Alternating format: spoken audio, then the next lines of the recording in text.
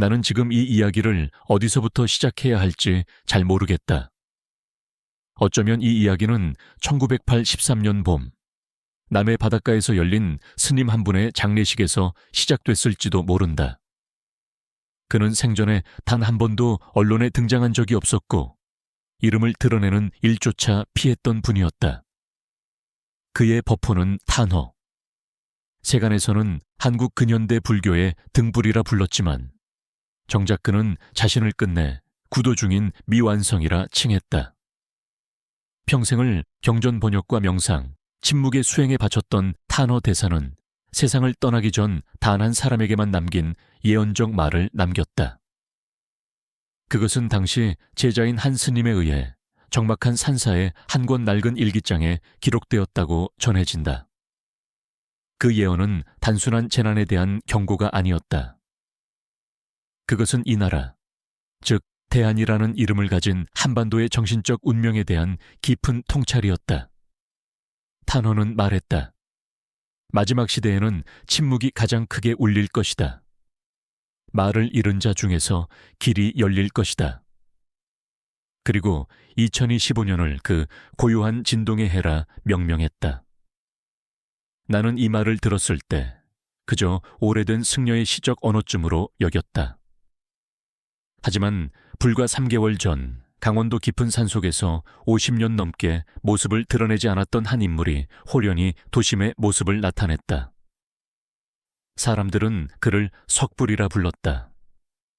출가도 하지 않았고 종단에도 속하지 않았지만 그는 1970년대부터 산속에 거처하며 단 한마디 말도 없이 지내온 인물이었다. 누구도 그가 어떤 종교를 믿는지 무엇을 수행하는지 알지 못했다. 그러나 수십 년간 그를 찾았던 몇몇 사람들의 공통된 증언은 이러했다. 그는 말을 하지 않지만 내가 어떤 질문을 품고 갔는지를 알고 있었다.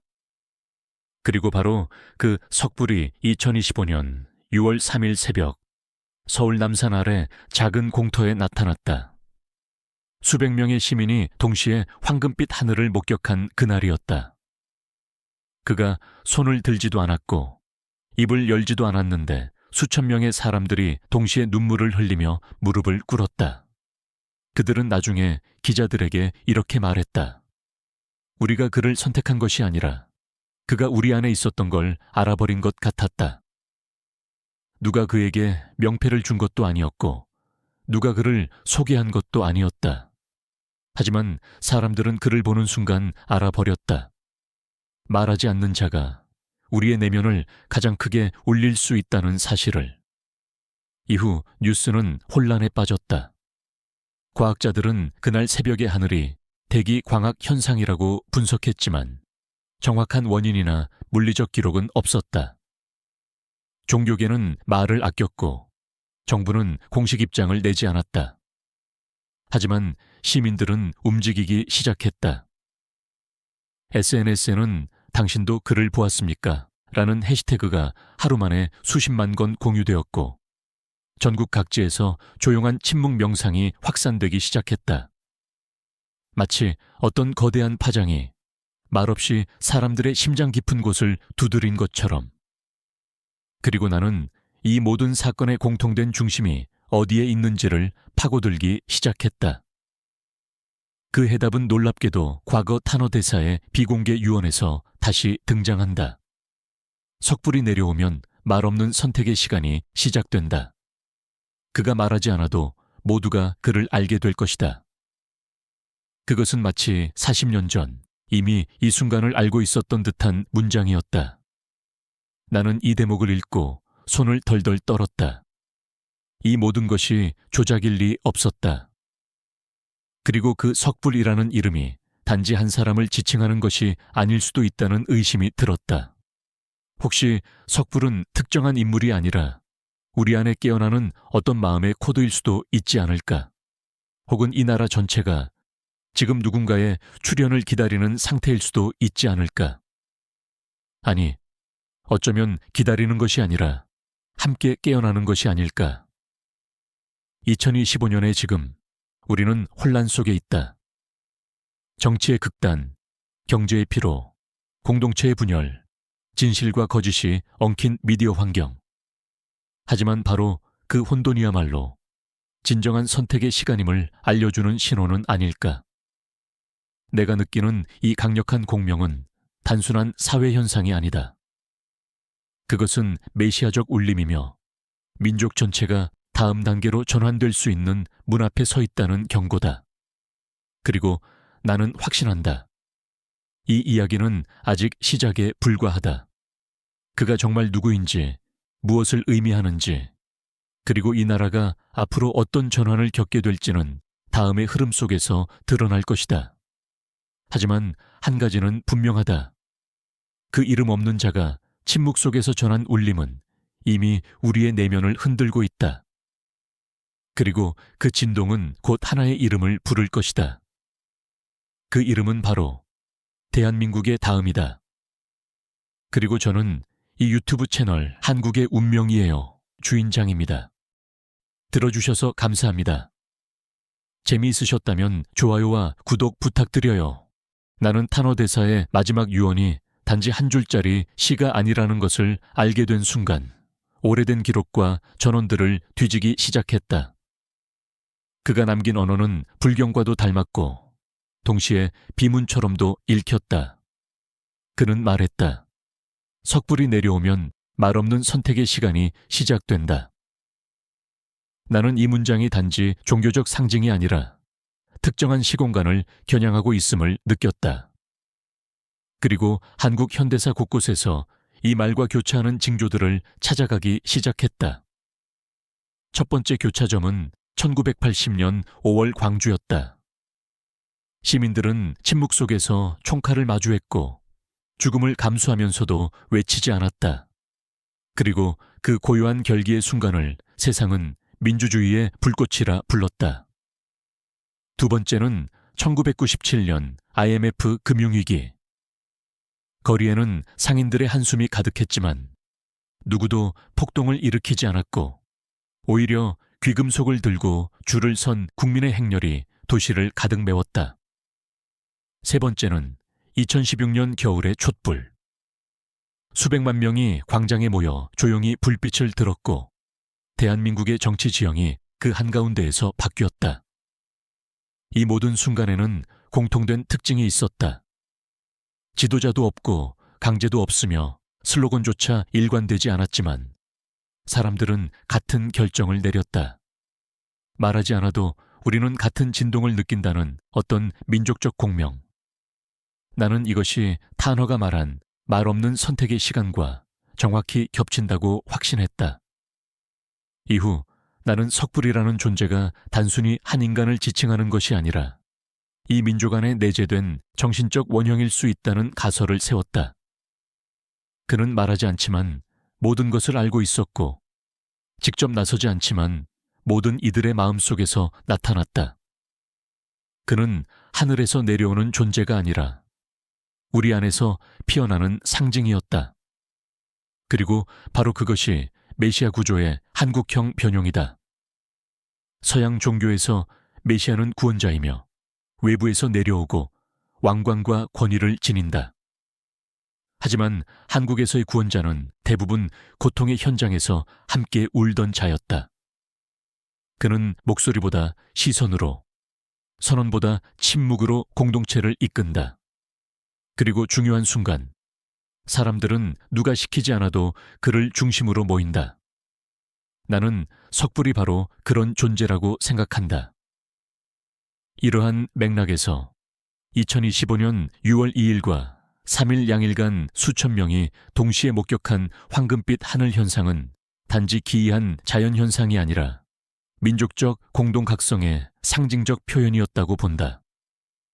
사람들이 동일한 시간대에 동일한 이미지를 경험하고 동일한 감정을 느낀다는 것은 무의식의 집단 진동이 물리적 현실로 발현되는 증거다. 이는 융시지중의 분석 심리학에서 말하는 집단 무의식의 표면화이며 한국적 맥락에서는 정감록이 말한 하늘의 때와도 연결된다. 정감록은 오래전부터 새 하늘이 열릴 때 금빛 안개가 대지를 덮는다고 말해왔다. 이것이 자연현상일 수도 있고 상징일 수도 있지만 중요한 건 이 말이 공동체의 내부 구조를 흔드는 강력한 설득력을 지녔다는 것이다. 6월의 황금빛 하늘은 단순한 구경거리가 아니었다. 그것은 사람들의 마음속에 묻혀있던 불안, 희망, 갈망, 공포, 회복의 소망을 동시에 끌어올리는 하나의 공명 코드였다. 바로 그날 이후 수많은 사람들은 서로를 바라보며 같은 질문을 품기 시작했다. 당신도 그를 보았습니까?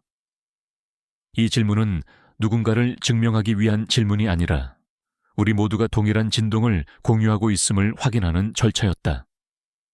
말은 다르고 삶은 다르지만 그 진동 하나만으로 우리는 서로를 알아봤다. 이것이 바로 대한민국의 예언이 가진 힘이다. 신이 직접 개입하지 않아도, 위대한 지도자가 없어도 민족 전체가 내면의 시간을 열어갈 수 있다는 가능성. 그러나 이러한 예언은 단순한 낭만이나 감동으로 소비되어서는 안 된다. 우리가 이 흐름 속에서 준비하지 않는다면 그것은 구원이 아니라 혼란이 된다. 나는 이 시점에서 한 가지 중요한 우려를 덧붙이고 싶다. 최근 몇몇 유튜브 채널이나 커뮤니티에서 이 황금빛 현상을 세상의 끝 혹은 멸망의 시작으로 규정짓고 있다는 점이다.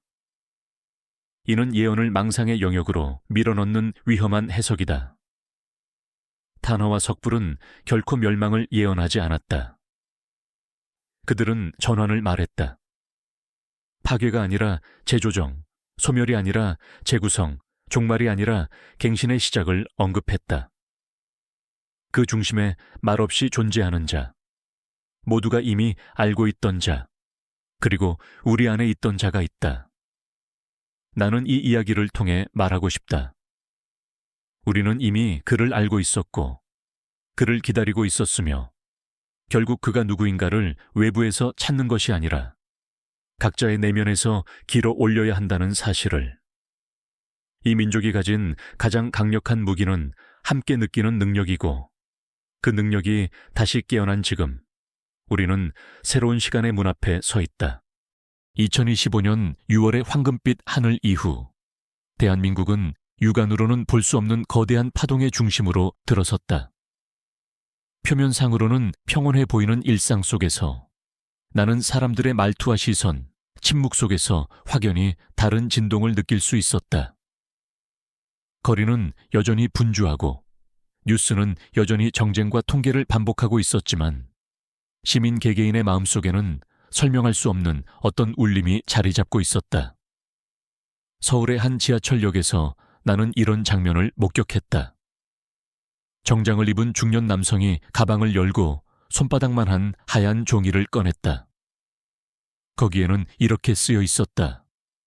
나는 당신이 느끼는 두려움을 압니다. 그는 아무 말도 없이 그것을 벤치 옆에 두고 자리를 떴다. 잠시 후 그 자리에 앉은 여성이 그 종이를 집어들고 한참을 바라보다 눈물을 흘렸다.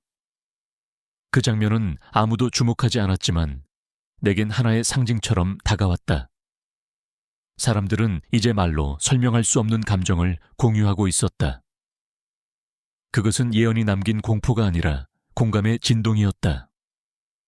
부산 해운대에서는 매주 토요일 저녁 수십 명이 모여 바다를 향해 침묵 명상을 한다. 참가자 중 누구도 종교인도 운동가도 아니었다.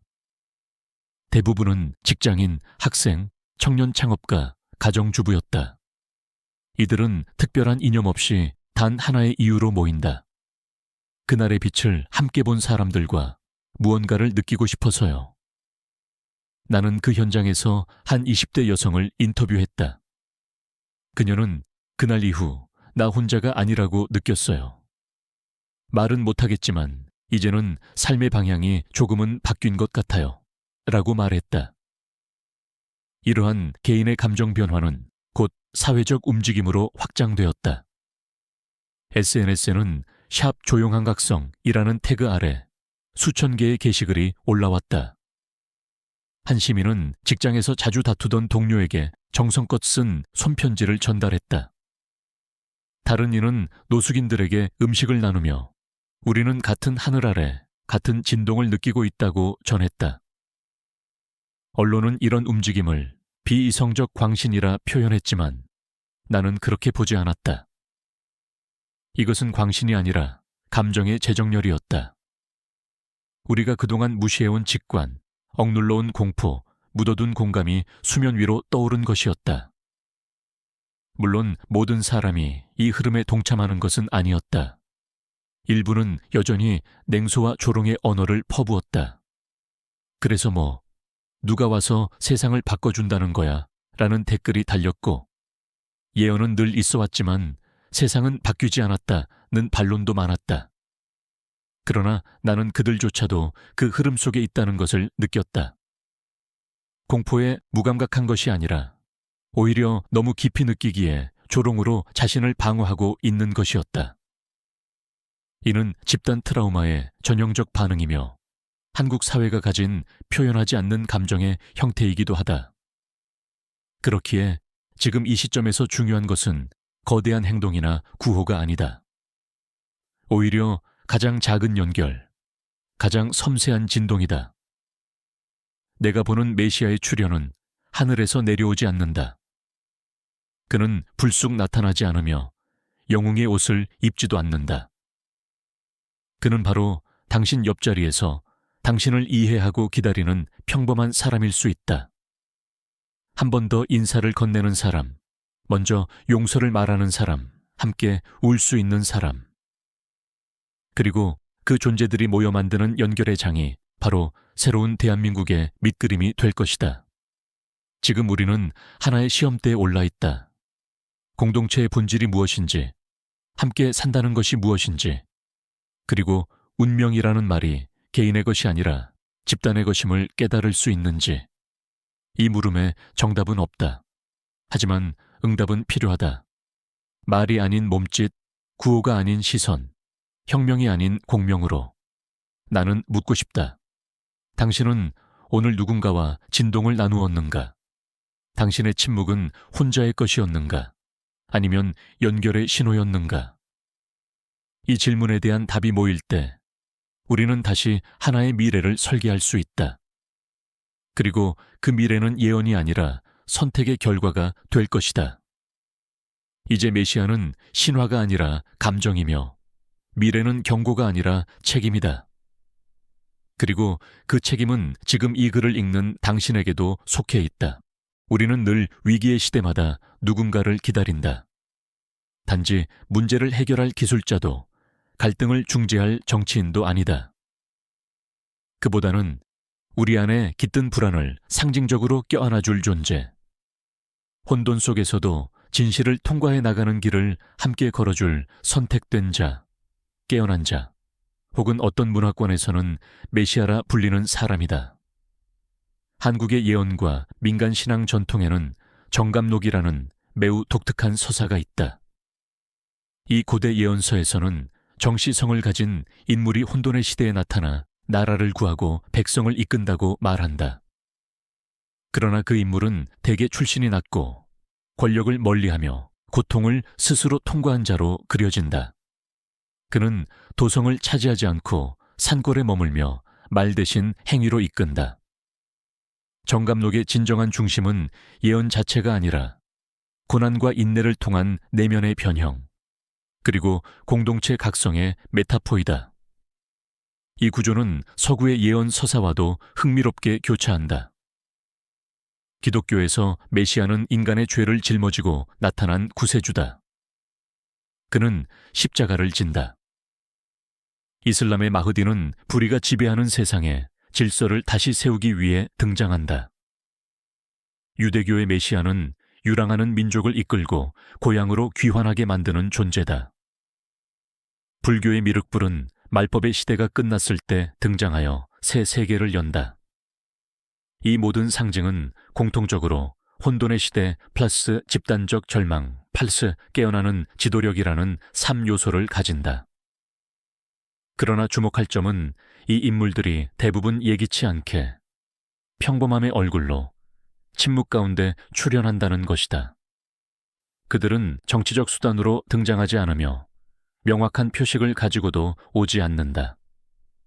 대신 그들은 공통된 꿈, 집단적 예감, 예언적 상징, 을 통해 사람들의 마음 안에서 먼저 깨어난다.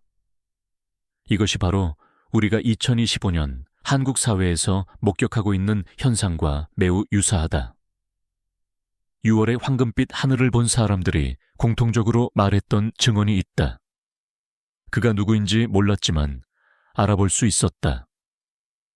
이것은 시각이 아니라 심장의 언어다. 그리고 이것이야말로 예언이 단순한 미래 예측이 아니라 의식의 문을 여는 장치라는 점을 시사한다. 석불이라 불리는 존재 역시 스스로를 설명하지 않았다. 그러나 사람들은 그의 앞에 서자마자 자신의 두려움이 작아지는 것을 느꼈고 질문 없이 눈물이 나는 이유를 몰랐다. 이 설명 불가능한 울림이야말로 예언의 진정한 작동 방식이다. 과학으로 증명되지 않고 종교로 한정되지 않으며 언어로 다 전달되지 않는 어떤 심층적 전율. 나는 이것을 정신의 초월적 진동이라 부른다. 이 진동은 대한민국이라는 공동체의 심장부에서 깨어났고 그것은 외부의 신비가 아니라 공동의 경험으로부터 솟구친 것이다. 여기서 한 가지 흥미로운 사례를 더 들고자 한다. 몽골에서는 하늘의 푸른 깃발이 땅을 향해 흔들릴 때 황금 옷을 입은 자가 사막에서 길을 건너온다는 고대 예언이 있다. 이는 단지 민족주의 신화를 넘어서 초월적 리더의 상징적 도래를 암시한다. 티베트 불교에서는 5번째 달이 되면 히말라야 봉구리 사이에서 하늘이 붉게 타오른다는 기록이 있으며 그날은 침묵의 수행자들이 말을 시작하는 날이라 여겨진다. 세계 곳곳에서 예언은 존재했고 공통적으로 위기의 순간에 새로운 진동이 나타난다는 신념이 흐르고 있었다. 이러한 문화적 서사들과의 비교는 우리로 하여금 한 가지 중요한 사실을 인식하게 만든다. 대한민국만의 특별한 서사 구조가 있다는 것, 그리고 그 구조는 이미 오랜 시간 동안 무의식의 층위 속에서 준비되어 왔다는 점이다. 한국의 메시아는 외부의 왕관을 쓰고 오지 않는다. 그는 민중 속에서 걷고 침묵 속에서 선택받으며 고통을 통해 정화된 자로서 등장한다. 그리고 지금 이 순간 우리는 그 출현의 시점에 있다. 중요한 것은 그가 누구인지가 아니다. 중요한 것은 우리가 그의 울림을 들을 준비가 되었는지, 그리고 그가 말없이 건네는 방향성에 응답할 용기를 가졌는지이다. 예언은 늘 있어 왔다. 그러나 그것이 현실이 되는 순간은 공동체가 깨어났을 때였다. 우리가 지금 같은 하늘 아래 같은 울림을 느끼고 있다면 그 순간은 이미 시작된 것이다. 이 각성의 에너지가 실제로 개인과 공동체의 구체적인 실천으로 어떻게 연결되고 있는지를 살펴볼 것이다. 말이 아닌 손끝에서, 선언이 아닌 행동에서 피어나는 작고 거룩한 움직임들. 이 모든 것이 메시아의 출현보다 더 중요한 우리 자신의 응답이 될 것이다. 황금빛 하늘을 목격한 이후 한국 사회는 표면상 평온함을 유지하고 있었지만 그 이면에서는 감지되지 않는 거대한 변화가 일어나고 있었다. 뉴스에서는 경제 지표나 외교 갈등을 다루고 있었고 거리의 사람들은 평소와 다름없이 출근하고 퇴근했지만 나는 확연히 다른 리듬을 감지했다. 그것은 집단적 감흥이라 불러야 할 어떤 것이었고 지금 이 순간 우리가 예언과 미래를 어떻게 다룰지를 결정하는 가장 중요한 실천적 에너지였다. 서울 마포구의 한 작은 도서관에서는 매주 목요일 밤이면 조용한 독서회가 열린다. 특별한 주제도 강연도 없는 그 모임에는 다양한 세대의 사람들이 모여 1시간 동안 아무 말 없이 각자의 책을 읽는다. 하지만 그 공간에는 설명할 수 없는 따뜻한 연결감이 흐른다. 주최자는 이렇게 말한다. 우리는 서로의 존재를 확인하기 위해 말하지 않습니다. 말이 많아질수록 오히려 본질이 흐려지기 때문이죠. 이 작은 독서회는 말 없는 공명이 어떻게 가능하고 또 얼마나 위로가 되는지를 보여주는 상징이다. 지방 도시에서도 비슷한 흐름이 이어지고 있다. 전남 구례에서는 몇몇 주민이 함께 모여 매일 새벽마다 차를 마시며 서로의 꿈을 나눈다. 그들은 자신이 꾼 꿈을 예언으로 규정하지 않는다.